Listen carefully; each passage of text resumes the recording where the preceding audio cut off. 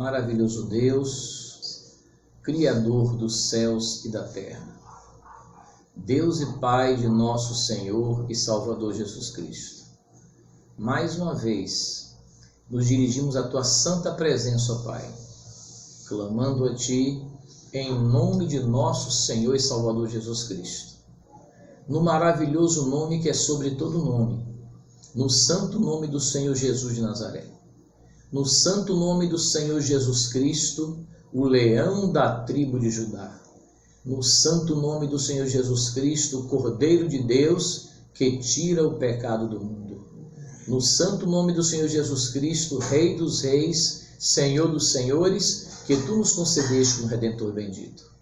Continua, Deus Altíssimo, pelejando por nós os Teus servos, pelejando pelas Tuas servas, pelejando pela Tua santa e amada igreja em toda a face da terra. Deus Jeová, Deus Todo-Poderoso, a cada dia nos dirige pelo Teu Espírito Santo de poder, sabedoria, unção e virtude em tudo quanto nós vamos realizar. Ó Deus Altíssimo, nos firma na rocha eterna que é o próprio Senhor Jesus Cristo, Teu Filho amado. Nos fortalece, nos corrobora, nos dá saúde no corpo, na alma, no espírito. A cada dia se nos prepara para o grande dia da Tua vinda, Senhor Jesus. Ó Senhor, nos prepara para o grande dia do arrebatamento da igreja. Quando no abrir e fechar de olhos, estaremos contigo para sempre na glória. E então, durante toda a eternidade, louvando o Teu nome para todo sempre, Deus Altíssimo. Amém, amém, amém e amém. Meus queridos e amados irmãos, eu quero saudar a amada igreja com a paz de nosso Senhor e Salvador Jesus Cristo. Amém, irmãos? Amém.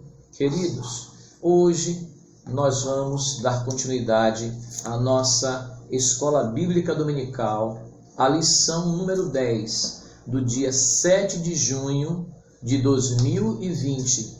Lição número 10, do dia 7 de junho de 2020. O tema da nossa lição é a intercessão pelos Efésios. A intercessão pelos Efésios. O texto áureo da nossa lição em Efésios, encontra-se em Efésios capítulo 3, versículos 14 e 15, que nos diz a palavra de Deus. Por causa disso, me ponho de joelhos perante o Pai de nosso Senhor Jesus Cristo, do qual toda a família nos céus e na terra toma o nome. Glória a Deus. A verdade prática diz: devemos interceder pelos eleitos de Cristo, para que eles sejam fortalecidos de poder, vivam em comunhão e exercitem o amor de Deus. A verdade prática, meus queridos, resume muito bem a nossa lição, não é? Devemos interceder pelos eleitos de Cristo, para que eles sejam fortalecidos de poder, vivam em comunhão e exercitem o amor de Deus. A leitura diária, segunda-feira, nos diz: Jesus ensina os discípulos a orar. Terça-feira, devemos apresentar as nossas petições diante de Deus. Quarta-feira, Deus escuta as orações e, segundo a sua vontade, nos ouve. Quinta-feira, Cristo ensinou que a oração deve ser feita sem o uso de vãs repetições. Sexta-feira, ao que clama, Deus promete responder e revelar verdades. Sábado, o Espírito Santo intercede por nós com gemidos inexprimíveis. Glória a Deus. Amados irmãos, a leitura bíblica em classe encontra-se em Efésios capítulo 3, versículos 14 ao 21. Assim nos diz a palavra de Deus: por causa disso, me ponho de joelhos perante o Pai de nosso Senhor Jesus Cristo, do qual toda a família nos céus e na terra toma o nome, para que, segundo as riquezas da sua glória, vos conceda que sejais corroborados com poder pelo seu Espírito no homem interior, para que Cristo habite pela fé no vosso coração, a fim de, estando arraigados e fundados em amor, poderdes perfeitamente compreender com todos os santos qual seja a largura e o comprimento e a altura e a profundidade, e conhecer o amor de Cristo, que excede todo entendimento, para que sejais cheios de toda a plenitude de Deus. Ora, aquele que é poderoso para fazer tudo muito mais abundantemente, além daquilo que pedimos ou pensamos, segundo o poder que em nós opera, a esse glória na igreja por Jesus Cristo em todas as gerações, para todos sempre. Amém. Glória a Deus. Meus amados irmãos, o apóstolo Paulo, ele faz aqui um tratado aos Efésios. Ele começa falando da nossa comunhão com Deus, da nossa intimidade com o Pai, desse acesso que foi aberto ao Pai, porque a Bíblia diz que o véu do templo se rasgou de alto a baixo, e agora nós podemos clamar ao Pai, interceder ao Pai. E o apóstolo Paulo dá o exemplo disso, intercedendo pelos Efésios. E a nossa lição vai falar desta intercessão pelos Efésios, que é a igreja de Deus. Nós temos que interceder uns pelos outros, orarmos uns pelos outros. A introdução diz: após revelar o mistério oculto e todas as suas dádivas, na lição anterior, o apóstolo Paulo passa agora a orar em favor da igreja de Cristo. Ou seja, não somente revelou o mistério oculto, que é a igreja, mas agora temos que orar pela igreja. Nós que somos a igreja, temos que orar uns pelos outros. O apóstolo Paulo passa a orar em favor da igreja de Cristo. Nessa intercessão paulina, aprendemos que Deus pode fazer tudo além do que pedimos ou pensamos. Glória a Deus. Vai muito além, queridos, daquilo que pedimos ou pensamos, porque Deus é todo-poderoso e maravilhoso é o nosso Deus. Sendo Ele o único que é digno em ser glorificado. Refletir sobre a oração intercessora do apóstolo Paulo é o tema desta nossa lição. O comentário número 1 diz: corroborados com o poder do Espírito. O apóstolo inicia sua oração ao Senhor com um pedido duplo: o poder do Espírito no homem interior e a presença de Cristo nos corações dos cristãos. O comentário 1, item 1, diz: as riquezas da sua glória.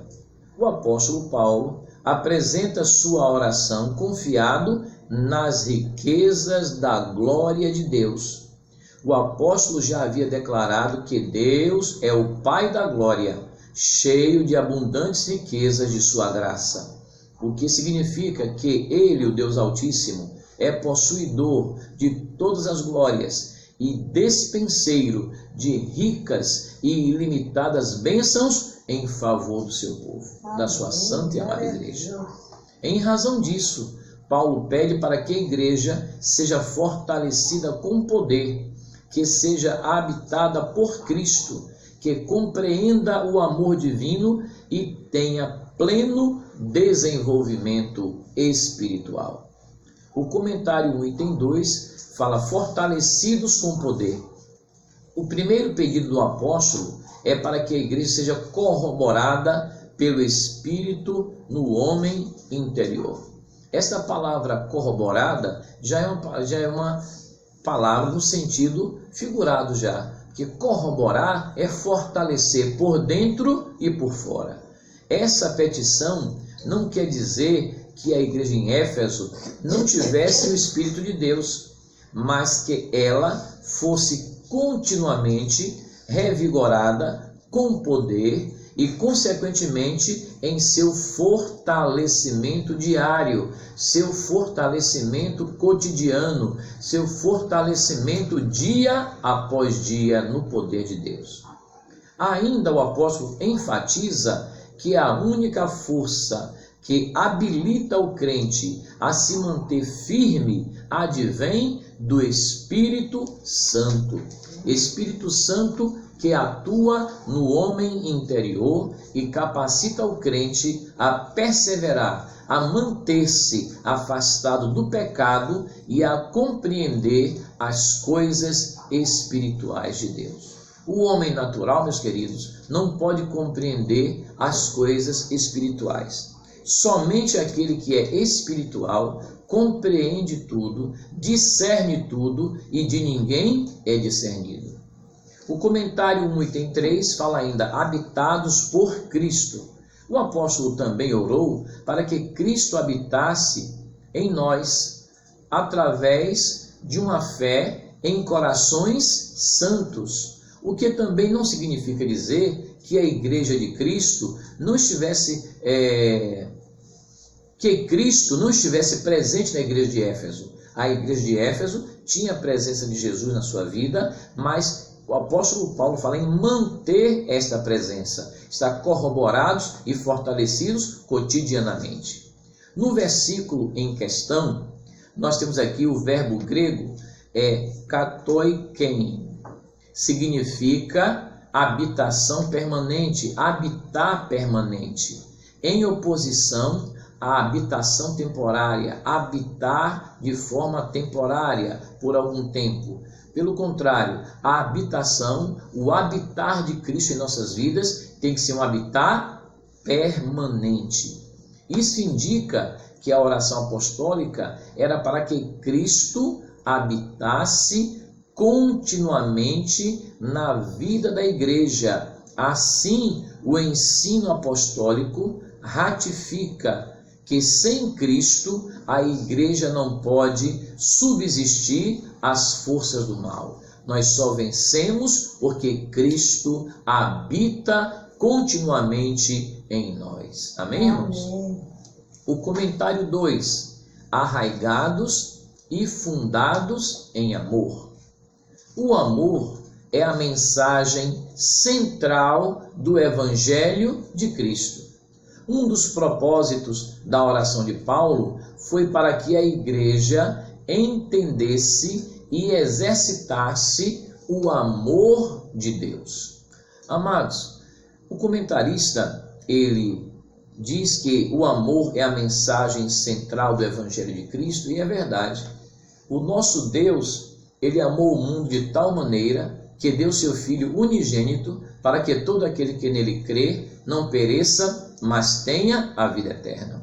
E a igreja de Deus, nós temos que viver no verdadeiro amor de Deus, se quisermos herdar a vida eterna e reinar nos céus com Jesus. Esse amor, ele é primordial. Esse amor é imprescindível, tem que existir na igreja. E eu ainda digo sempre, a marca do cristianismo é o amor. E é verdade. Amém. Tudo se resume no amor. Jesus disse que a lei e os profetas se resumem em 2 mandamentos. Amarás o Senhor teu Deus sobre todas as coisas e o teu próximo como a ti mesmo. Na verdade, esses 2 mandamentos se resumem em um só princípio, em um só mandamento único, que é o mandamento do amor. Então, a marca do cristianismo, apesar que nós somos pentecostais, nós cremos no poder de Deus, cremos nas maravilhas do Senhor, nós cremos na profecia bíblica, nas revelações do Espírito Santo, nos milagres de Deus, nos dons de maravilhas, dons de curar, dons de fé, línguas estranhas, profecias, discernimento de espírito, dom da palavra, da sabedoria, os dons de poder. Deus tem dado para a igreja, para capacitar a igreja para fazer a obra de Deus. Mas a marca do cristianismo, queridos, não são os dons espirituais. Apesar que nós somos aqueles que recebem os dons espirituais de Deus por causa do amor de Deus, da misericórdia de Deus. A marca do cristianismo é o amor de Jesus. Depois medite em 1 Coríntios, capítulo 13, você vai entender o que eu estou dizendo. O apóstolo Paulo fala isso. Ainda que falasse a língua dos anjos e dos homens e não tivesse amor, nada seria. Nós não podemos esquecer que Jesus veio nos salvar porque Deus nos amou primeiro. O Senhor Jesus, ele revela esse grande amor de Deus. Este amor que tem que continuar existindo nas nossas vidas, porque vamos herdar eternamente. Sim, pastor, mas tem alguém que eu não consigo me relacionar muito bem com aquela pessoa. Peça a graça a Deus e perdoe, e ame, e ore, e interceda. Sabe por quê? Temos que amar uns aos outros, porque para habitarmos nos céus, temos que entrar pelo caminho e pela porta do amor. E o primeiro passo é esse, é perdoar e orar por aqueles que nos maltratam e nos perseguem, nos diz o Senhor Jesus Cristo na sua palavra. Amém, irmãos? Glória a Deus. Então, queridos, aqui fala a palavra de Deus para nós. Amor, a virtude cristã. Comentário 2, item 1. Amor, a virtude cristã.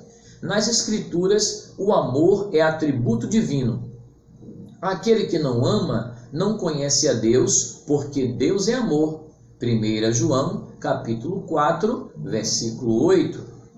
Foi por amor que Cristo se entregou para o resgate da humanidade. O amor é o resumo de toda a lei e os profetas. Mateus 22, versículo 40. Foi Jesus que disse isso.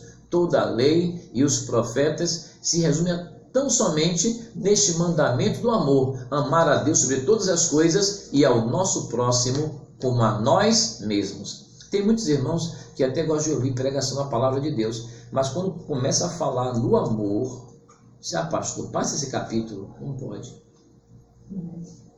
Para herdarmos o reino dos céus, nós temos que amar a Deus sobre todas as coisas e o nosso próximo como a nós mesmos. Foi Jesus que ensinou isso. Amém. Nisto aí vai cumprir toda a lei, todo cerimonial, todos os princípios da lei, dos profetas, está sendo cumprido nessa palavra que Jesus disse. Amarás o Senhor teu Deus sobre todas as coisas e o teu próximo como a ti mesmo. Amém.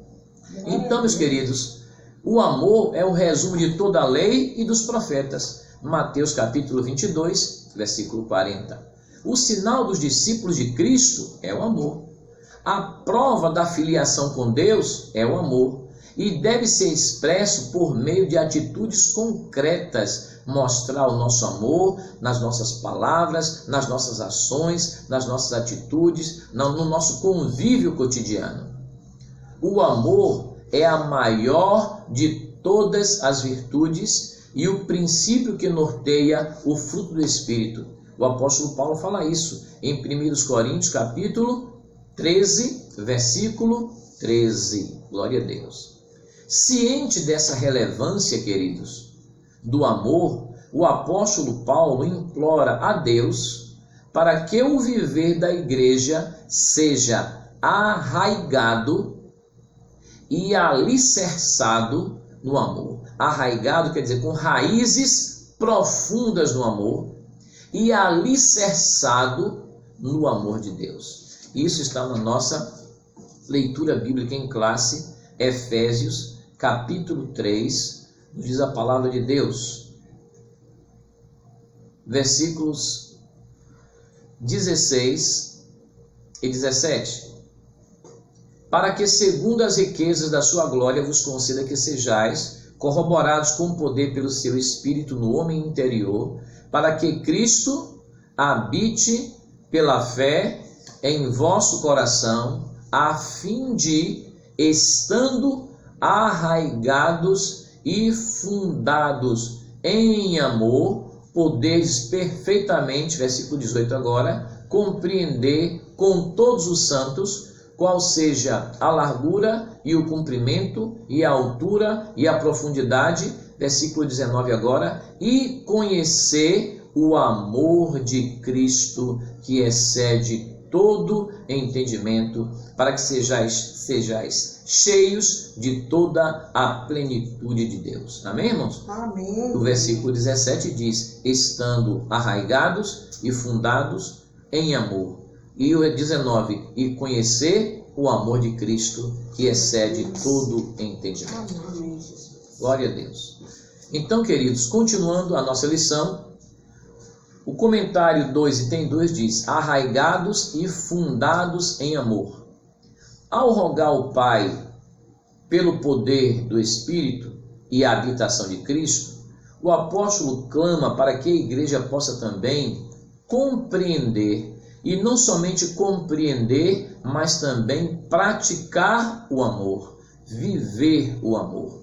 A expressão arraigados e fundados em amor, Efésios 3, versículo 17, conforme acabamos de ler com os irmãos, compara os santos com uma planta bem enraizada e uma casa bem alicerçada, bem enraizada, bem arraigada, enraizada no amor e bem fundada, bem alicerçada também no amor de Deus. Amém. Então, meus prezados irmãos, isso indica que sem o amor, a vida cristã não tem sustentação alguma. Se é o amor, devemos estar enraizados em amor, alicerçados em amor. Se não estivermos vivendo dessa maneira, a vida cristã não terá esse alicerce, não terá essa segurança, não terá essa fortaleza.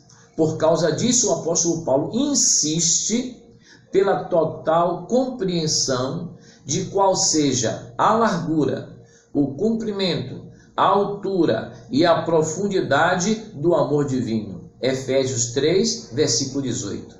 O uso dessas expressões aponta para a vastidão, para a imensidão do amor de Cristo, que excede todo entendimento. Efésios 3,19. E isso também indica que a lógica humana não pode mensurar, não pode medir, não pode ter a magnitude do amor de Deus. Vai além da lógica humana, da inteligência humana, da definição humana, da mensuração humana. O amor de Cristo excede todo entendimento. E só podemos ter esse entendimento com a ajuda do Espírito Santo de Deus. Se você disser, pastor, é difícil, peça a ajuda do Espírito Santo. É o Espírito Santo que nos ajuda. A cada dia, a cada momento, Espírito Santo, me ajuda. Não somente a compreender esse infinito amor de Deus, mas que eu possa guardar no meu coração e viver a palavra de Deus. Que eu possa entender que o amor de Cristo excede todo entendimento. E a maneira correta de eu procurar agradar a Ti, ó Pai, é amando primeiramente a Deus sobre todas as coisas, que quando nós amamos a Deus sobre todas as coisas, estamos amando a nós mesmos, e também amando agora o nosso próximo, como diz a palavra, ama ao teu próximo como a ti mesmo. Então, meus queridos amados irmãos, o Evangelho, a marca do Evangelho, a marca do cristianismo é o amor de Deus. É o amor de Cristo que excede todo entendimento.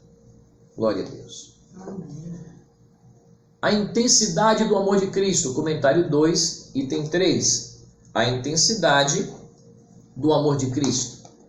Consciente de que somente o Espírito pode fazer entender e experimentar a grandeza do amor de Deus, eu acabei de citar isso aqui para os irmãos. O comentarista, ele novamente ratifica, né? Isso é importante dizer.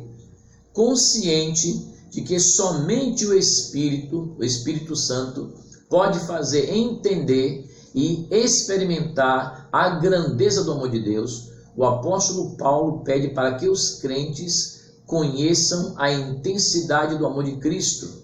Efésios 3, versículo 18 e 19. A ênfase recai em que Cristo nos amou e ainda nos ama, e que por isso devemos amar uns aos outros. Primeira Epístola de João, capítulo 4, versículo 10 e 11. Lembremos, irmãos, que o Senhor Jesus, Ele nos amou primeiro. E como Ele nos perdoou, devemos perdoar também. E como Ele nos amou, devemos amar também. O exemplo é de nosso Senhor e Salvador Jesus Cristo. Fazendo isso, nós teremos facilidade para orar, para interceder pelos nossos irmãos. Porque quem ama, ora. Quem ama, intercede um pelo outro. Quem ama, quando chega na igreja, está ali orando, clamando ao Deus, e daqui a pouco chega um irmão pedindo oração, outro irmão pedindo oração, uma causa de um irmão, de uma família, de um lar, nós às vezes até esquecemos daquilo que nós estamos pedindo por nós mesmos e começamos agora a pedir pelo nosso irmão. Mas não se preocupe não, Deus não se esquece de nenhum de nós. Amém, irmãos? Amém. Mas esse ato de orar, de interceder uns pelos outros, é um ato de amor. Glória a Deus. A ênfase recai em que Cristo nos amou e ainda nos ama, e que por isso devemos amar uns aos outros. O apóstolo sabe que o esforço humano não pode atingir essa meta. Assim ele acrescenta esse pedido à oração para que os crentes sejam cheios de toda a plenitude que vem de Deus. O comentário 3 da nossa lição fala da bênção de Deus que excede o pensamento humano. Irmãos, esse versículo é muito profundo. Ora, Efésios capítulo 3, versículo 20. Ora, aquele que é poderoso para fazer tudo, muito mais abundantemente, daquilo que pedimos ou pensamos, segundo o poder que em nós opera, versículo 21, a esse seja na glória, na igreja, por Jesus Cristo, em todas as gerações, para todos sempre. Amém. Amém. Ao Deus Altíssimo. Amém, irmãos?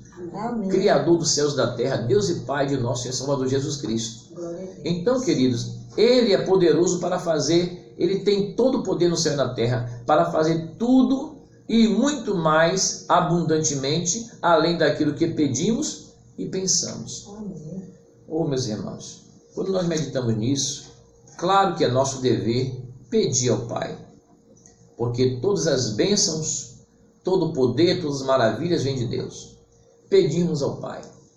E em algumas oportunidades, e às vezes em diversos cultos de doutrina, nós já tivemos esse tema, e alguns irmãos, eles me perguntam: pastor, se Deus já sabe de todas as coisas, por que orar?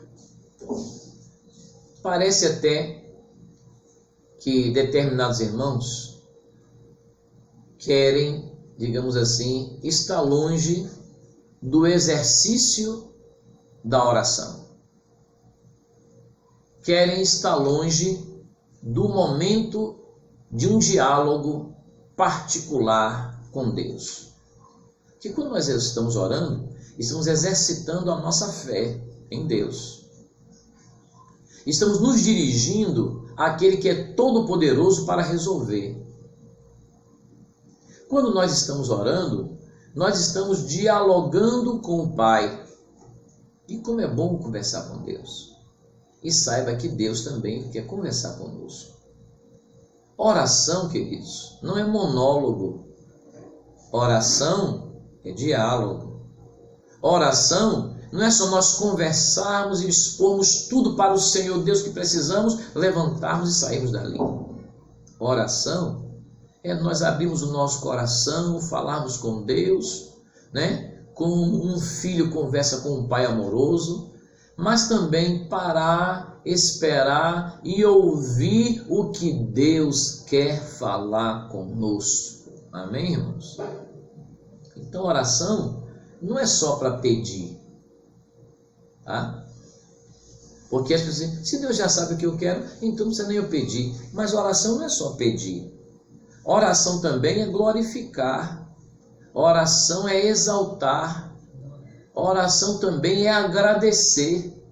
Oração é bendizer, é louvar o nome do Senhor. Oração é ter um particular com Deus, conversar com Deus, mas também ouvir Deus falar em nossos corações. Então as pessoas têm que parar e pensar, mesmo os cristãos, servos de Deus, e parar e pensar que o nosso a sós com Deus, o nosso diálogo com Deus é muito importante para a nossa vida espiritual.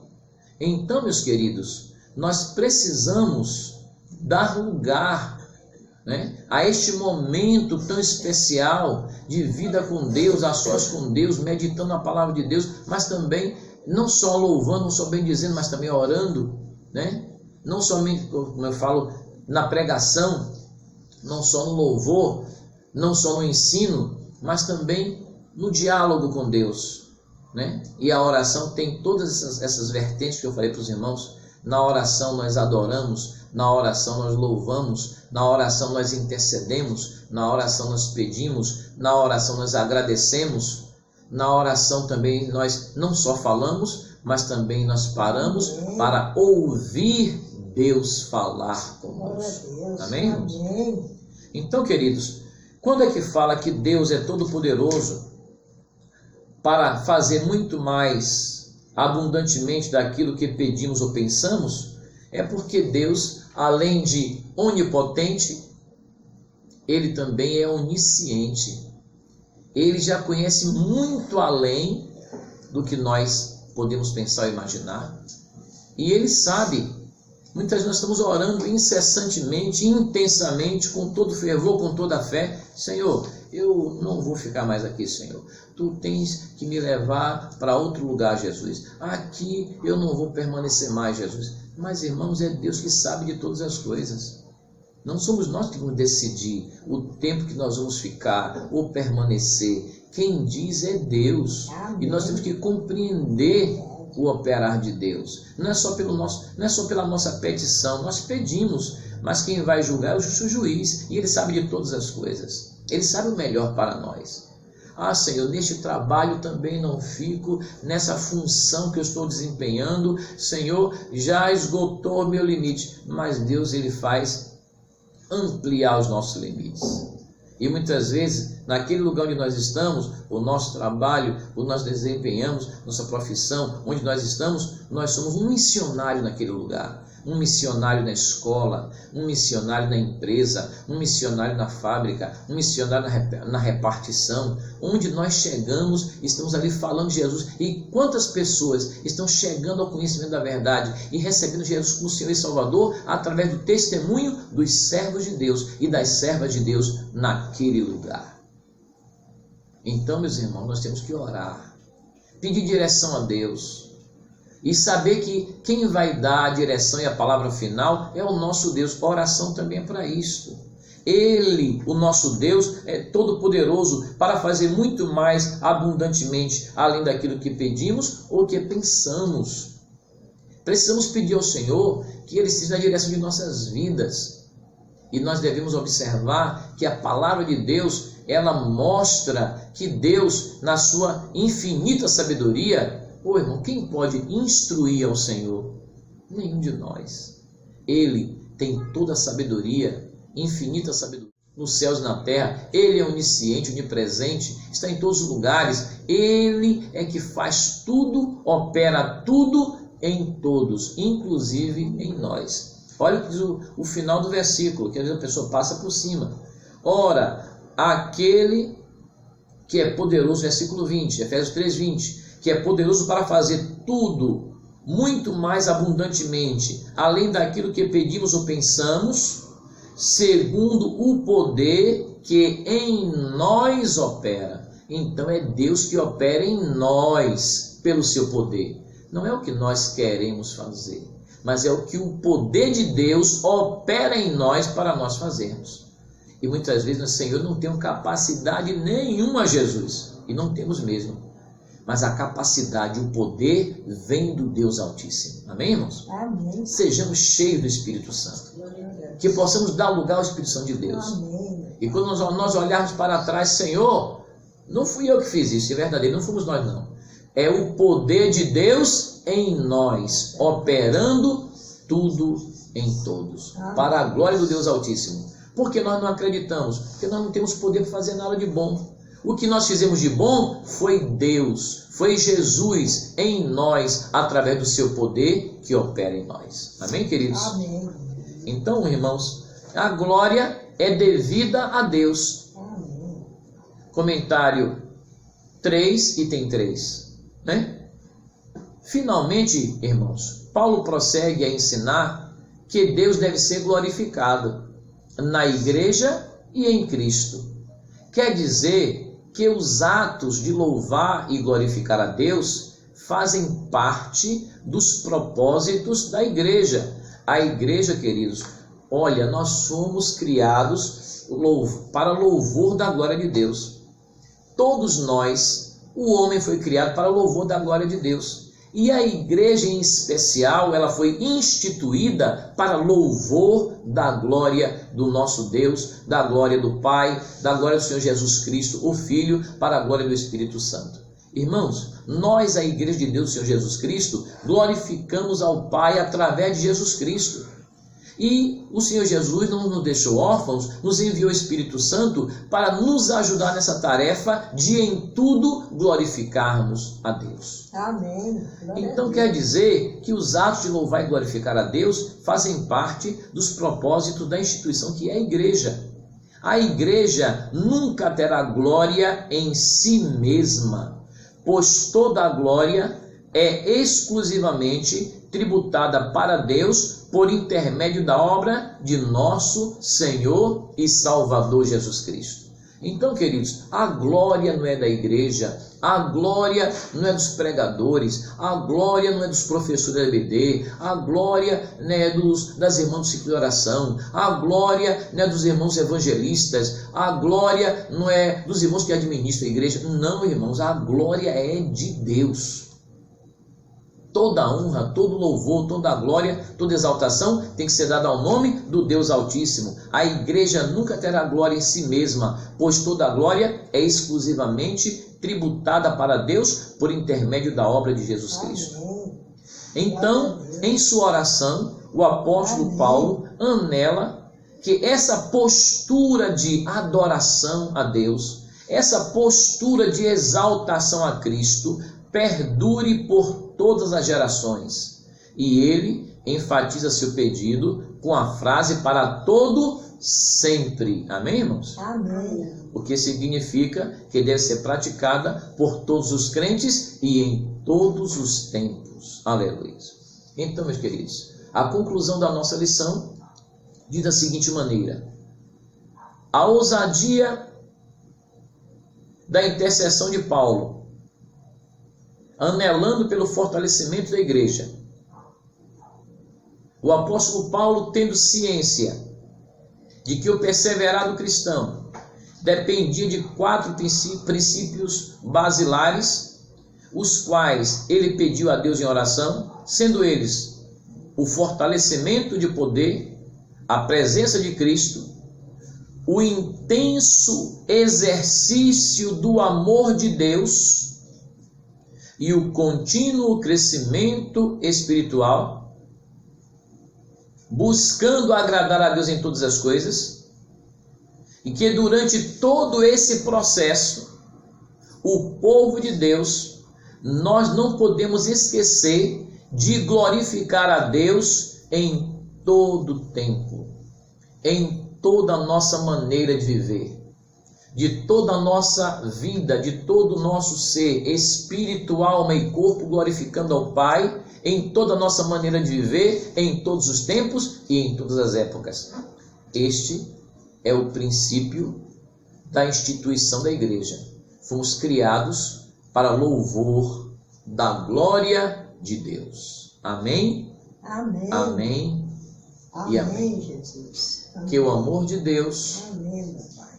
que a graça de nosso Senhor e Salvador Jesus Cristo e a comunhão do Espírito Santo seja com toda a igreja, agora e para todos sempre. Amém. Amém. Glória a Jesus. Amém.